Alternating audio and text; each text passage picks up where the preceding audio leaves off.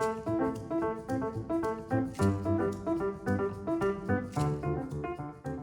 a cliché for organizations to say that people are their most important asset. But how important is the person at the very top? Can we measure the impact that a CEO, or a manager for that matter, has on a company? Welcome to the Chicago Booth Review podcast, where we bring you groundbreaking academic research in a clear and straightforward way. I'm Hal Weitzman. Today, Chicago Booth's Mike Gibbs gives us a survey of economic research on leadership and management. How much of a difference does a good leader make? And why do manager types so often struggle when they get promoted to leadership roles? Mike Gibbs, welcome back to the Chicago Booth Review podcast. Mike Gibbs, welcome back to the Chicago Booth Review podcast. Good to be here, Hal. Delighted to have you. This time we're talking about leadership and CEOs. We're basing this episode on a talk that you gave entitled, Does Leadership Matter? Isn't it obvious that it does? I guess. But it's nice to have some evidence for these things.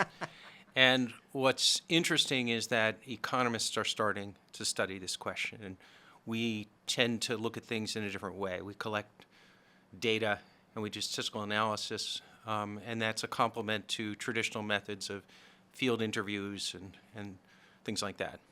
Okay, so to tell us a little bit about that, what techniques have economic researchers used to measure leadership and management quality?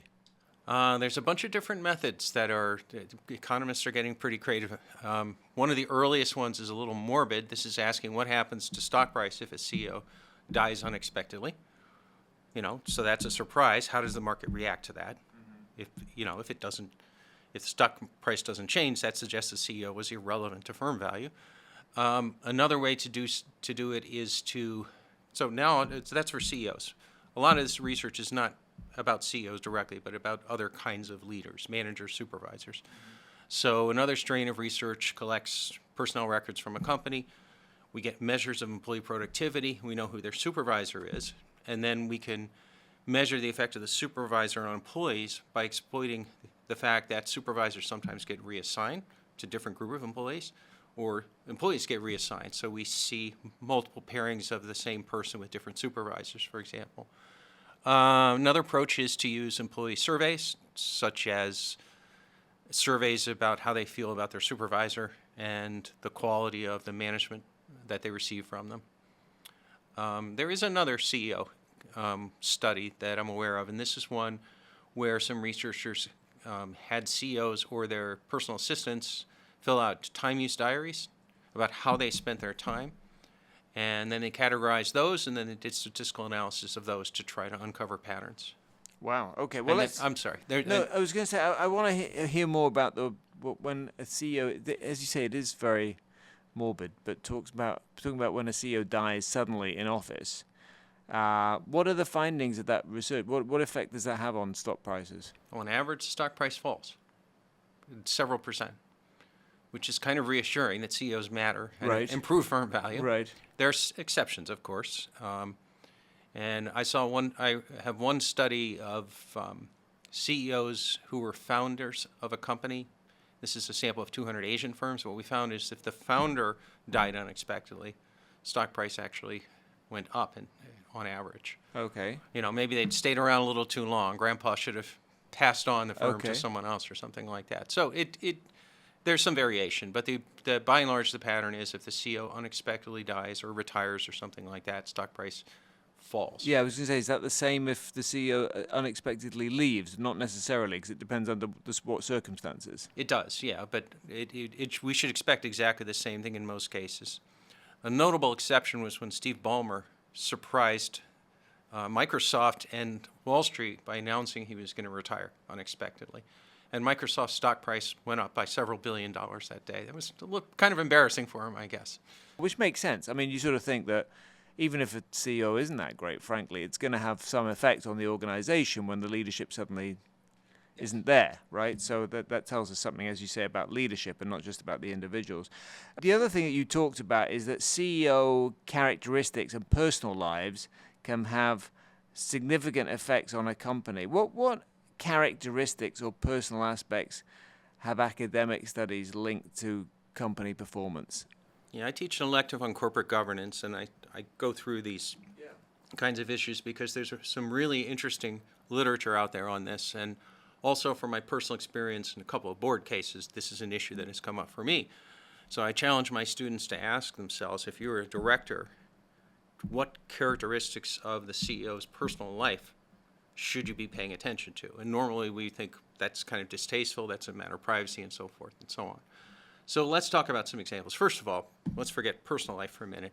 CEO's experience, education, cognitive ability, whether they're a military veteran or not, their gender, all of these things tend to be related to firm value or the way the firm is managed. So for example, women and men tend to have different propensities for taking risks as a CEO, and the same thing is true for military vets compared to non-military vets.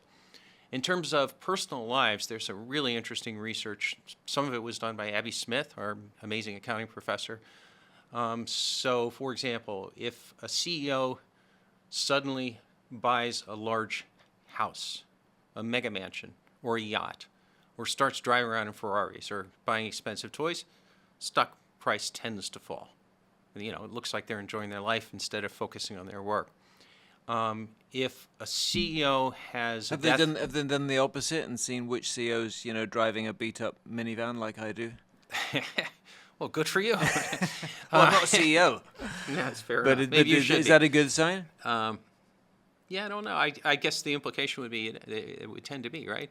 Think of Jeff Bezos, famously frugal.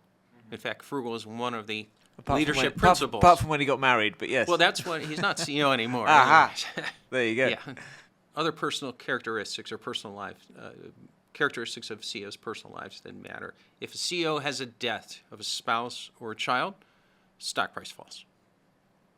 That study also found, although it was not quite significant, that if the mother-in-law dies unexpectedly, stock price goes up. Oh, dear. Other studies looked at if a CEO has a history of financial fraud or legal entanglements. The company itself is more likely to be involved in misstatements of earnings, SEC warning letters, and so forth, suggesting that they're less rigorous in their financial management of the company.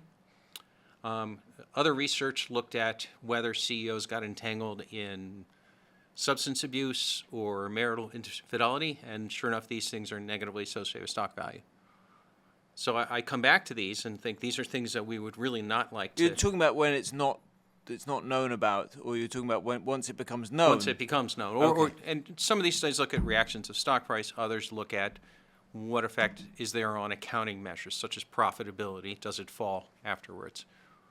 Okay, fascinating stuff. So I guess if you're an investor, you want to know a lot of personal information as well. Well, unfortunately, I think if you're a director, you need probably need to pay attention to these things as part of your fiduciary duty to shareholders. It's a delicate issue, of course, but and I've had personal experience as a director in where these issues have arisen, and these kinds of behaviors can be predictors of risks, future risks. Fascinating. I mean, some CEOs are thought of as leader types. Some CEOs are thought of more as manager types. And you talked about these time use diaries where people wrote down everything they did using machine learning to analyze those. How did that help us, differentiate between the manager types and the leader types? Okay, so what they did is they had time use diaries, and this tells how much time the CEO spent, say, per week in various kinds of meetings. Would it be meetings with C-suite executives? Would it be a visit to a factory? Would it be meeting with outsiders, such as shareholders or investors or clients or something, customers, and so forth? And then they took those data, which were kind of high-dimensional, and they could have tried to use standard statistical methods, but instead what they did was a version of what is often called factor analysis, but using machine learning, to try to uncover very complex patterns among all the data, which in statistical terms has high dimensionality.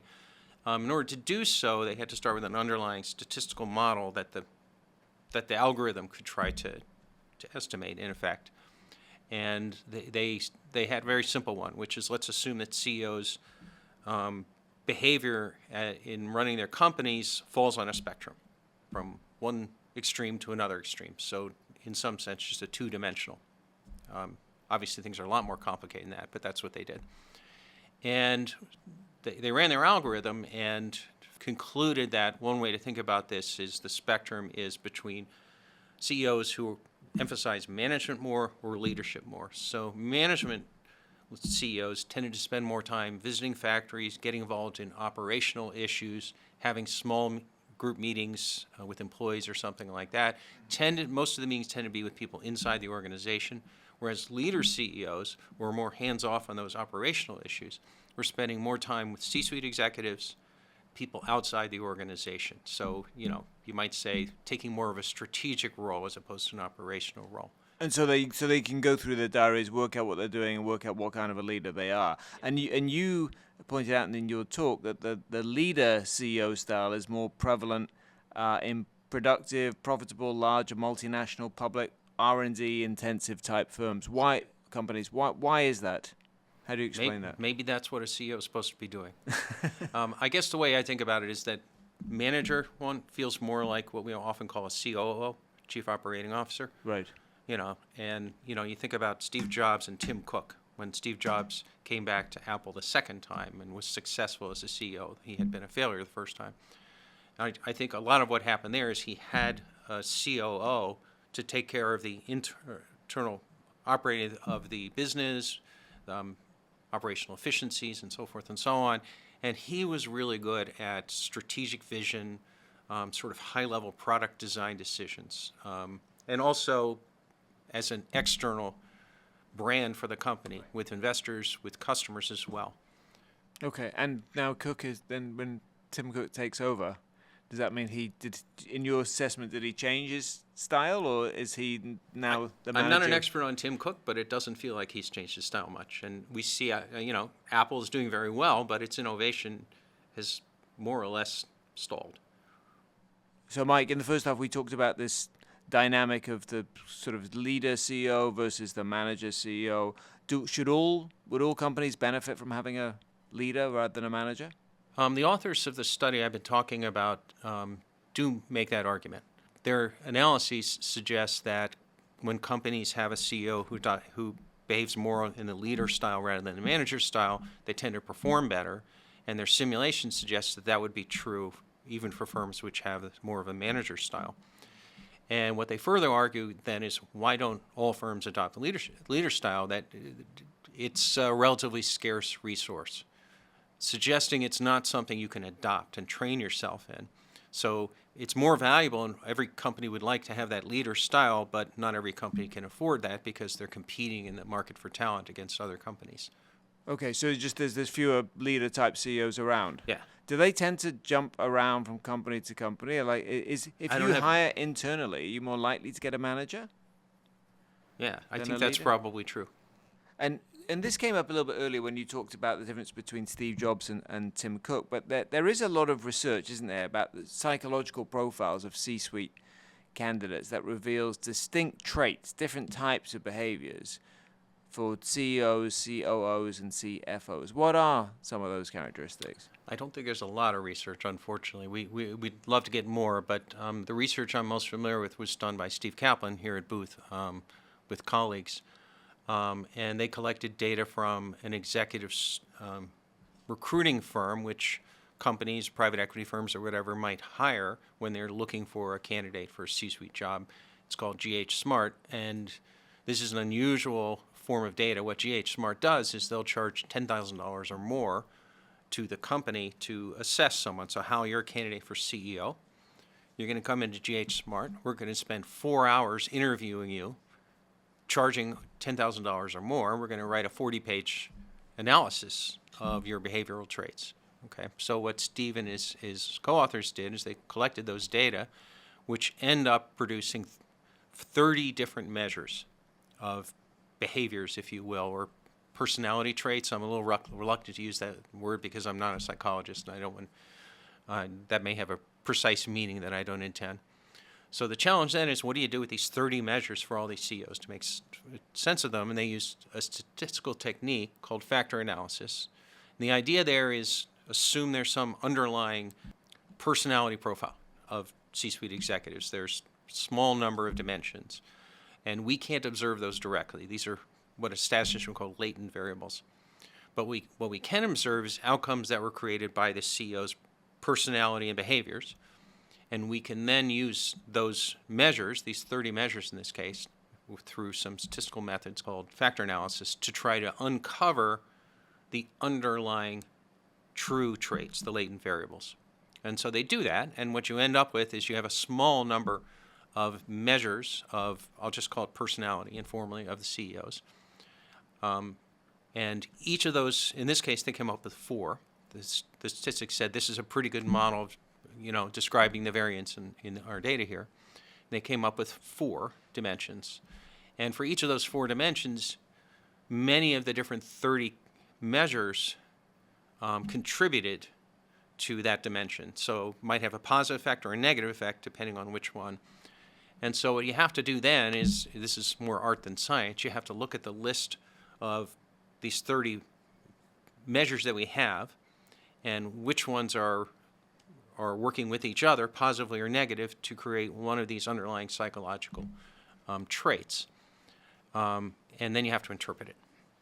So the first is pretty easy. What they found is that if all 30 of the traits are positively correlated with each other, if you're higher ranked on one of them, you're probably higher ranked on all of the other 29.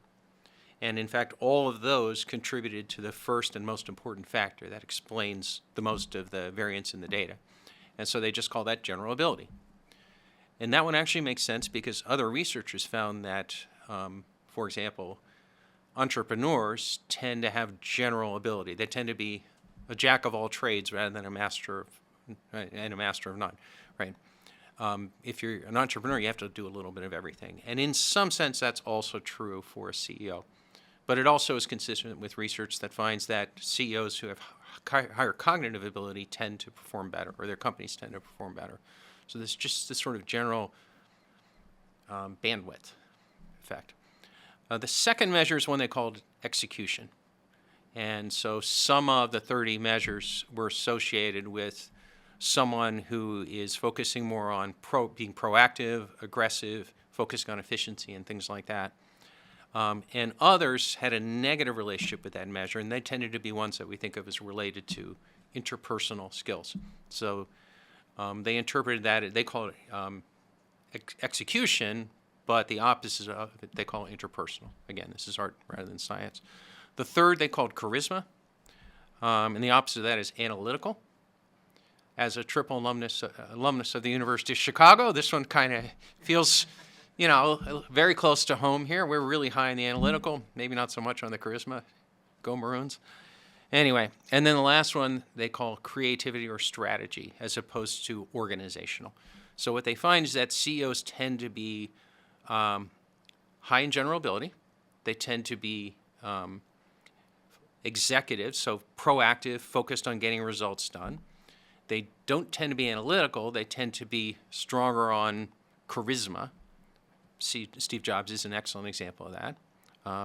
And they tend to be better at thinking about creativity and strategy, which I think makes sense as well, and not so much on the operational side. Now, again, that's quite similar to what we saw in the time diary study, where we had this spectrum from management to leader. This is giving 4 different dimensions. Now, for COOs, it was a little bit different. They tend to focus more on the operational rather than the creativity and strategy side. Tend to be a little more balanced on analytical versus charisma and so forth. And then CFOs, as you would expect, tend to be low on the charisma, but high on analytical. And is that the reason you think that so many CFOs struggle when they become CEOs?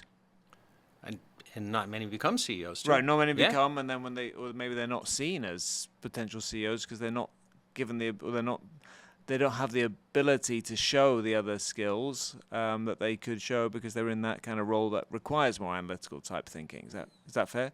Yeah, I think so. Okay.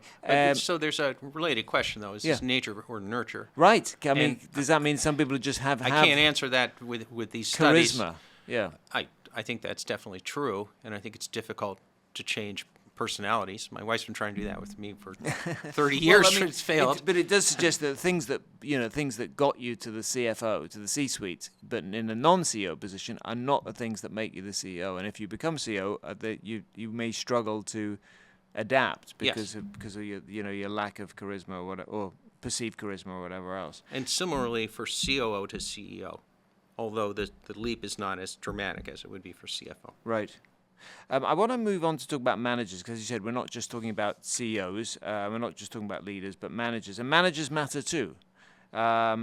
There's research that suggests that managers vary a lot in quality. Nobody will be surprised to hear that, but that has a significant effect on real results. So if you replace a boss who's in the bottom 10% with a boss who's in the top 10%, that can lead to a massive increase in productivity between, it's a large range, but between 11 and 50% increase in productivity. How do good managers do that? Yeah, that was from one study, just to clarify, but we are getting new studies appearing, and they all have pretty similar results. And in fact, one of the newest ones is the thesis of one of our new junior faculty members, Virginia Genie. It's a really nice paper. And it's building on the one that you referenced, which was done in part by Ed Lazier, who spent most of his career at Booth before he moved to Stanford. So what these studies do is, first of all, we just ask if we have measures of employee productivity, is productivity higher with someone who's estimated to be a better boss? And the answer is yes, and it tends to be significant. One thing that surprised me was these studies tend to find that while a good boss can improve performance for all of his or her subordinates, tends to have a stronger effect on the best performers. I would have expected the opposite. The best performers are already performing well without the extra coaching or supervision or motivating, but it turns out that's not the case, which is kind of a sad result in some sense. The rich get richer and the poor get poorer or something like that. But it suggests you might want to pair your best people with... They're more coachable, maybe, yeah. The best people. So then the question is, how is this happening? So one thing you can look at is if I work for a relatively strong boss now, and then I get reassigned, is my productivity higher even with a new supervisor? And the answer is, to some extent, yes. So there is some persistent effect, but to some extent, no. And in fact, so that suggests there are two things going on. One is there is some training that improves my long-term productivity. I'm accumulating new human capital, learning from a good boss, and not learning from a poor boss. But the second thing that bosses or supervisors are doing is they're supervising, or they're monitoring, or they're providing better evaluations and incentives. So as soon as I don't have that supervisor anymore, I'm losing that effect. And then the third thing, which is what Virginia Mini found, was that one of the things that good bosses do to raise organizational productivity is they don't hoard talent. So they're more likely to reassign people through lateral transfers or promotions and deploy them to the best use. Okay, fascinating. And staff care about working for a good manager. They value it, at least in one study, I think, the same as a 36% pay increase. Tell us about that. This was an amazing study that was done by economists with a data set which is essentially a random sample of the entire Canadian workforce. So they collected data on characteristics of people. So they knew your age, education, experience, gender, things like that might affect your compensation. They knew how much you were paid, but they also had responses to a government survey that these citizens had filled out, which are very, very simple to what firms often call engagement surveys, employee engagement surveys, asking questions about how much do you value this characteristic of your job, or how much do you dislike this characteristic. Okay, so then what they did is complicated statistical analysis to try to uncover how much employees actually valued those things. So where you might go into a company and there's an engagement survey and it says this is the most important response by employees, what's nice about this study is that we're able to put a price on these things. So think about it this way. I have two different job offers. One of them offers me more ability to work from home, which I value. The other does not. If I'm going to accept the one that does not, I have to be compensated in some other way. So they're basically doing that kind of analysis, what labor economists would call compensating differentials. Statistically, if someone is in a job where they report that their boss is one they do not like very much, or they find the work interesting or something like that, how much extra do they get paid for things they dislike? How much less do they get paid because the job has other characteristics that they do like? And what they found is the number one thing that these employees cared about the most was the extent to which they trusted their leadership. And so, their manager. And they're prepared to work for less because of it. Yeah, or they need to accept combat pay if they have a poor boss. That's right, yeah. Well, we've all kind of been there. So, Mike Gibbs, thank you. This has been a fascinating conversation thank you for leading us through this survey of why leadership and management really matters. Great chat. Thanks you. for coming on the Thank Chicago you, Booth Review podcast.